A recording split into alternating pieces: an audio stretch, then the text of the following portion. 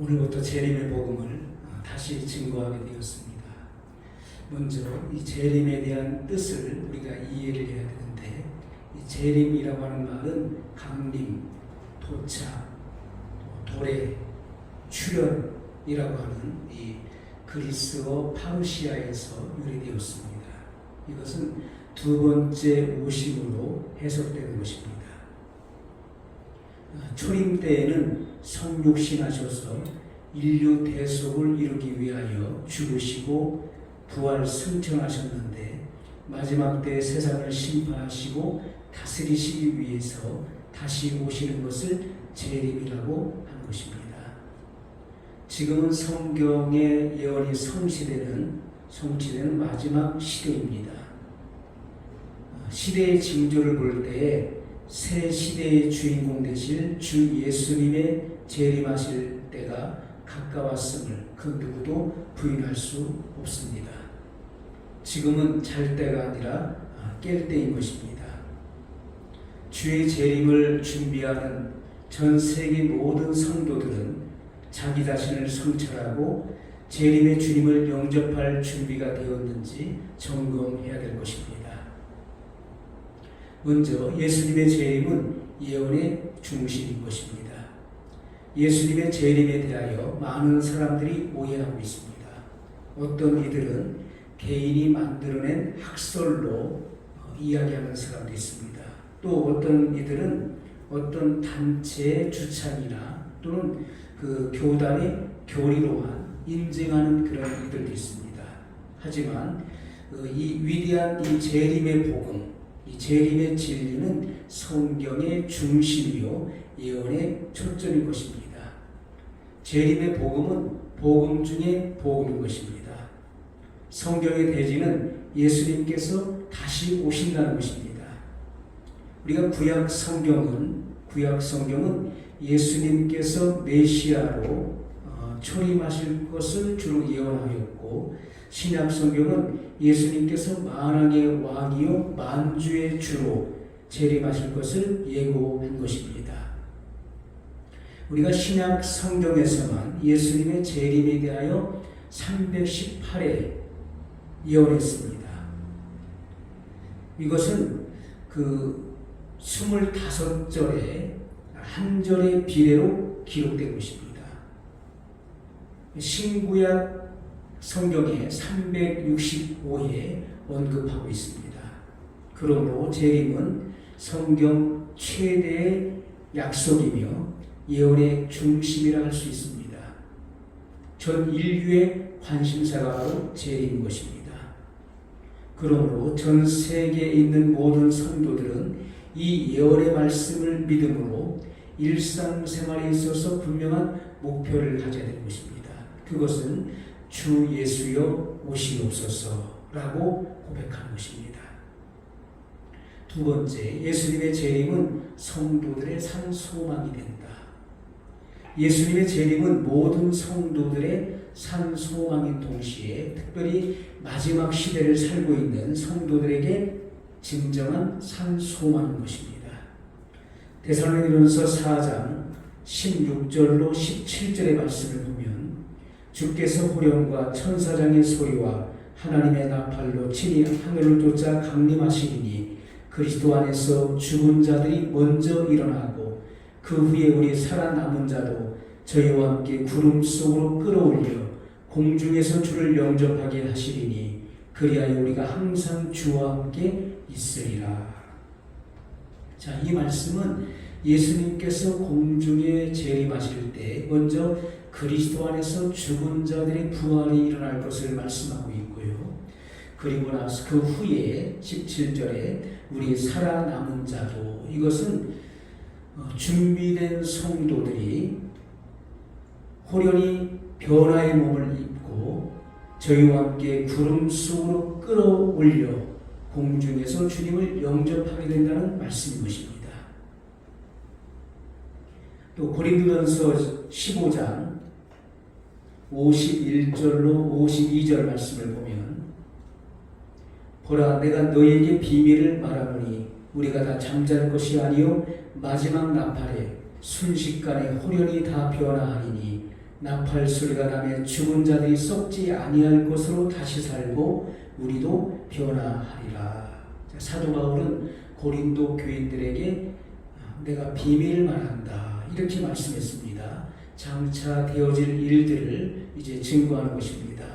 우리가 다 잠잘 것이 아니요 마지막 나팔에 순식간에 호련히 다 변화하리니. 52절에 나팔 소리가 나매, 이 나팔 소리는 먼저 죽은 자를 깨우는 소리, 그리스도 안에서 죽은 자들을 깨우는 소리요, 두 번째는 주의 강림을 알리는 소리인 것입니다.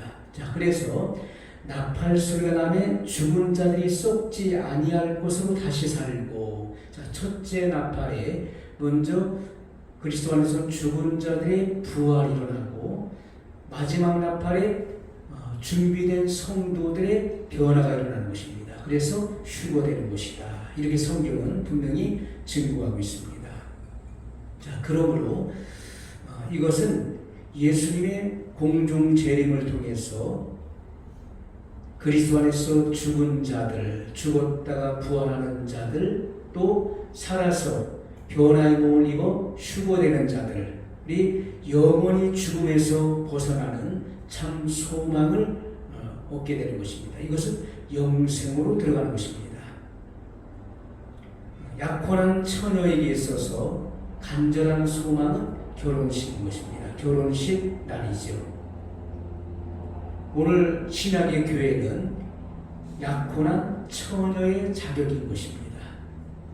신부되는 교회가 신랑의 자격으로 오시는 예수님을 손꼽아 기다리는 것은 그 영화로운 혼인, 그 결혼식 날, 그 영예로운 결혼식 날을 소망하기 때문인 것입니다. 요한계시록 19장 7절로 8절의 말씀을 보면 우리가 즐거워하고 크게 기뻐하여 그에게 영광을 돌리세 어린 양의 혼인 기약이 이르렀고 그 아내가 예비하였으니 그 아내가 예비하였다. 신부된 교회가 자기 자신을 준비하였다. 이렇게 말씀하고 있는 것입니다. 그에게 허락하사 빛나고 깨끗한 세마포를 입게 하셨은즉 이 세마포는 성도들의 옳은 행실이로다 하더라. 자, 그러므로 마지막 시대의 성도들이 이 소망을 바라보고 환난과 고통 가운데서도 믿음의 정조를 지켜야 되는 것입니다. 고린도후서 11장 2절 말씀을 보면, 자, 우리 성경이 무엇을 우리에게 증거하고 있는지를 우리가 자세히 살펴봐야 되는 것입니다. 내가 하나님의 열심으로 너희를 위하여 열심내노니 내가 너희를 정결한 처녀로 한 남편인 그리스도께 드리려고 준매함이로다. 자, 정결한 처녀. 주님의 신부는 정결한 처녀로 준비되어야 되는데 이는 점도 없고 흠도 없고 티도 없으며 죄 얼룩이 없어야 주님의 신부가 되는 것입니다. 이것은 도덕적으로나 양심적으로 책망받을 만한 일이 없어야 된다. 하나님과 사람 앞에서 양심에 부끄러움이 없어야 주님의 신부가 되는 것입니다. 또한 충성을 다해야 되는 것입니다. 우리가 이 땅에서 주님께 충성을 다해야 돼요. 그래야 주님의 신부가 되는 것입니다. 요한계시록 2장 10절 말씀을 보면 이 말씀은 서머나 교회에게 하신 말씀인데 내가 장차받을 고난을 두려워 말라. 볼지어다 마귀가 장차 너희 가운데서 몇 사람을 옥에 던져 시험을 받게 하리니 너희가 10일 동안 환난을 받으리라. 내가 죽도록 충성하라. 그리하면 내가 생명의 면류관을 내게 주리라. 주님을 위해서 자기 목숨을 아끼지 아니하고 목숨을 바쳐 충성한 이들에게 영생을 약속하시는 것은 지극히 당연한 것입니다. 이것은 합당한 말씀인 것입니다. 예수님께서는 우리에게 죽도록 충성할 것을 명령하셨습니다. 그래서 주님께 충성하는 자들이 바로 주님의 신부들인 것입니다. 전 세계에 있는 모든 성도들은 이구동성으로 주 예수여 오시옵소서 이렇게 중심으로부터 주님께 매일매일의 삶 속에서 부르짖어야 될 것입니다. 요한계시록 22장 20절 말씀을 보면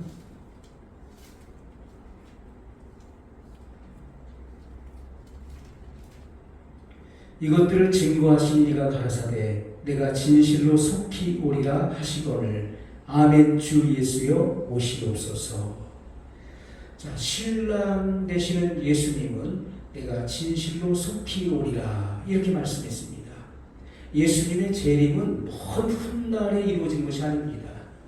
예수님은 진실로 속히 오리라, 내가 진실로 속히 오리라 이렇게 말씀하셨습니다. 자, 이 같은 주님의 말씀에 대한 신부의 화답, 신부의 대답은 아멘 주 예수여 오시옵소서. 아멘 주 예수님 오시옵소서. 제가 준비되어 있나이다 라고 고백해야 되는 것입니다. 오늘 우리는 우리 일상 속에서 우리의 신앙의 현 주소를 돌아보면서 우리 자신이 주님의 신부로 예비되었는지 매일매일 점검해야 될 것입니다.